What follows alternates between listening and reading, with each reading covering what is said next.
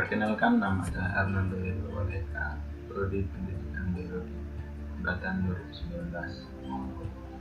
Di sini saya akan menjelaskan tentang teori parasitologi dan parasit. Yang pertama, saya akan menjelaskan tentang secara ilmu parasitologi.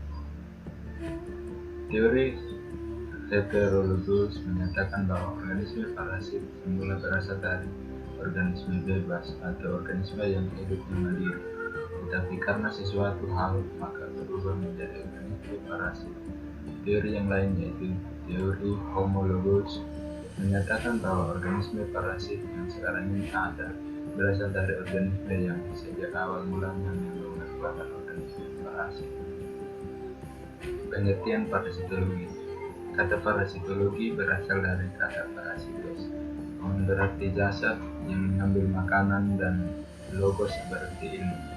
Berdasarkan istilah, parasitologi adalah ilmu yang mempelajari organisme yang hidup untuk sementara ataupun tetap di dalam atau pada permukaan organisme lain untuk mengambil makanan, sebagian atau seluruhnya dari organisme tersebut. Parasit yaitu organisme yang hidup menumpang untuk sementara atau terus-menerus pada permukaan atau di dalam organisme lain, bertujuan untuk memperoleh perlindungan, mengambil makanan sebagian atau seluruhnya guna untuk kelangsungan hidup. Beberapa istilah penting yang perlu diketahui antara lain simbiosis, simbiose, hospes, vektor, zoonosis. Yang pertama, simbiosis merupakan bentuk hidup bersama dua jenis organisme yang bersifat permanen dan tidak bisa dipisahkan. Hospes yaitu organisme yang merupakan tempat atau organisme yang dihinggapi parasit. Vektor yaitu hewan yang di dalam tubuhnya terjadi perkembangbiakan dari parasit, dan parasit itu dapat ditularkan kepada manusia atau hewan lain. Biasanya yang berperan sebagai vektor adalah serangga. Zoonosis yaitu parasit hewan yang dapat ditularkan kepada manusia. Mungkin sekian materi dari saya. Untuk selanjutnya saya persilakan teman saya untuk menjelaskan.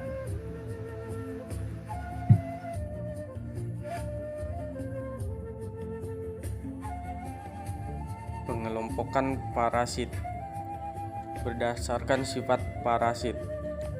Yang pertama, parasit fakultatif. Parasit fakultatif keparasitannya itu tidak mutlak. Kemudian yang kedua, parasit obligat. Parasit obligat adalah semua organisme yang untuk kelangsungan hidup dan eksistensinya mutlak memerlukan hospes.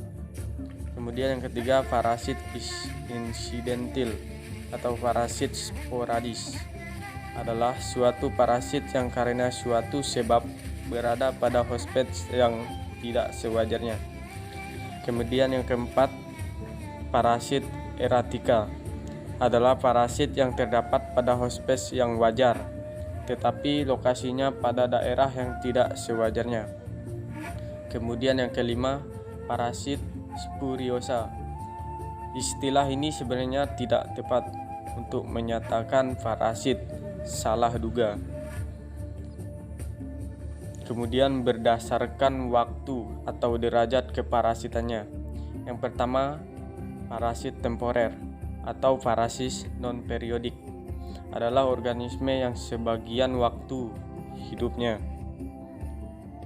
Kemudian yang kedua, parasit stasioner adalah yang selama satu stadium perkembangannya atau selama hidupnya selalu kontak dengan hospesnya. Kemudian berdasarkan jumlah hospesnya. Yang pertama, parasit holoxenosa atau parasit monogenosa adalah parasit yang dalam siklus hidupnya hanya membutuhkan satu organisme lain sebagai hospes. Kemudian yang kedua, parasit heteroxenosa adalah parasit yang dalam siklus hidupnya membutuhkan lebih dan satu organisme lain sebagai hospesnya. Berdasarkan klarifikasi hewan, yaitu yang pertama uniseluler parasit. Kebanyakan hewan-hewan bersel satu sebagian besar hidupnya sebagai parasit, seperti misalnya hewan-hewan yang termasuk filum Sarcomastiophora, Apicompleka, Microspora, dan Ciliophora. Kemudian yang kedua, multiseluler parasit. Hewan-hewan multiseluler yang hidupnya sebagai parasit kebanyakan pada hewan-hewan invertebrata, seperti yang termasuk filum Nemathelinthes, Platyhelminthes, Crustacea, Arthropoda. Kemudian klasifikasi parasit, yaitu yang pertama protozoologi. Protozoologi adalah ilmu yang berisi kajian tentang hewan bersel satu yang hidup sebagai parasit pada manusia. Kemudian yang kedua, helmintologi. Helmintologi adalah ilmu yang berisi kajian tentang parasit yang hidup pada manusia yang berupa cacing. Kemudian yang ketiga, arthropoda. Hewan dengan kaki beruas-ruas, berkuku dan bersegmen. Istilah arthropoda berasal dari bahasa Yunani yang terdiri dari dua kata, yaitu arthro yang berarti ruas dan podus yang berarti kaki.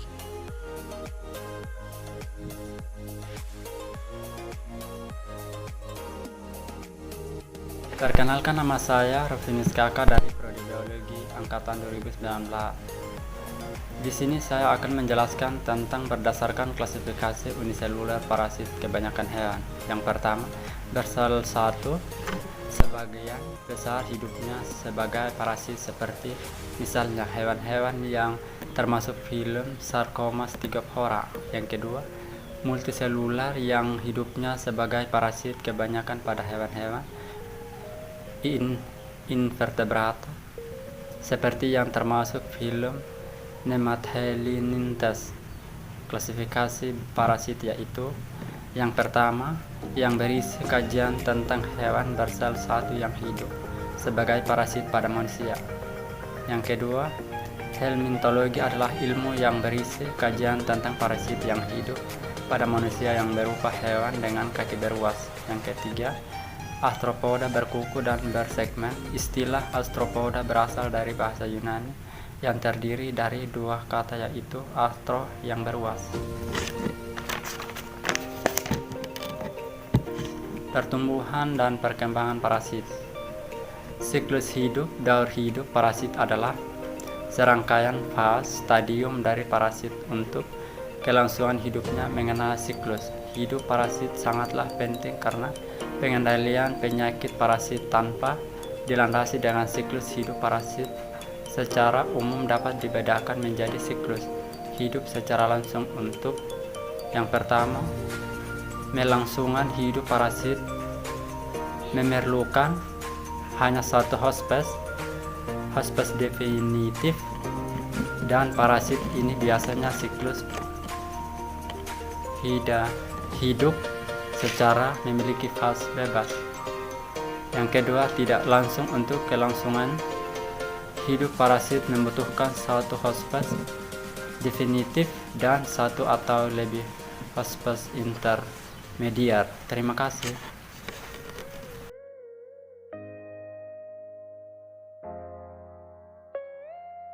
Antropoda.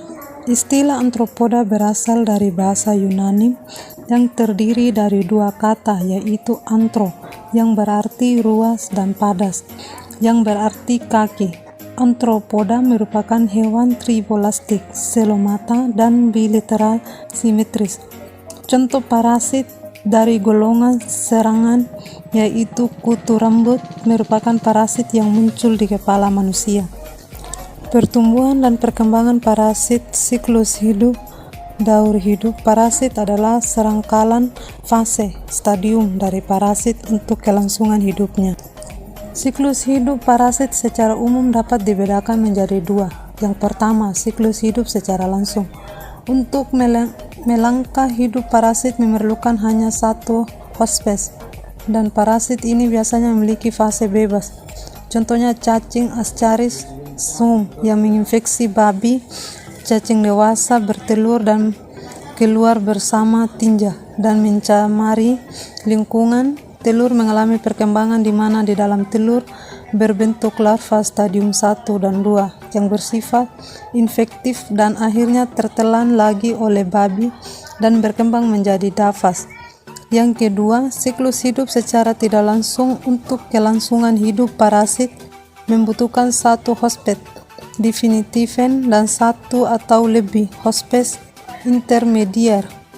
Contoh cacing hati Fasciola gangintica yang menginfeksi sapi. Cacing dewasa yang berdileksi di dalam kantong empedu, bertelur dan keluar bersama tinja dan mencemari lingkungan.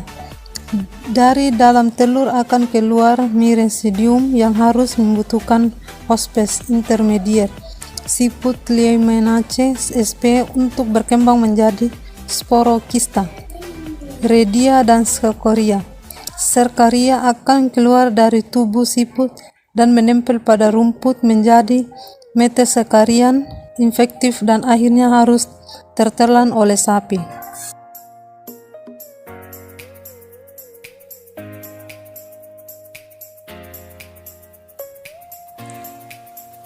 Perkenalkan, nama lengkap saya ini Malu. Di sini saya akan menjelaskan tentang spesies parasit. Berikut ada beberapa contoh nama-nama spesies parasit. Yang pertama ada Filaria conjunctiva. Berasal dari kata filum yang berarti benang. Jadi konjuktif berasal dari bahasa Latin yang berarti membran yang berbatasan dengan kelopak mata. Jadi menunjukkan bahwa Filaria conjunctiva adalah cacing yang berbentuk benang dan berlokasi pada konjuktif. Kemudian yang kedua ada Fasciola hepatica yang berarti sabuk, kemudian berasal dari bahasa Latin yang berarti hati. Jadi Fasciola hepatica berarti cacing yang berbentuk seperti sabuk dan terdapat dalam hati. Kemudian ada beberapa nama penyakit parasit. Yang pertama ada penyakit parasit adalah penyakit yang timbul sebagai akibat adanya serangan hewan. Kemudian ada enteroblasis untuk nama penyakit yang disebabkan oleh Enterovirus verticulasi. Kemudian yang ketiga ada tinnitus untuk nama penyakit yang disebabkan cacing tinea, misalnya oleh Tinea signata.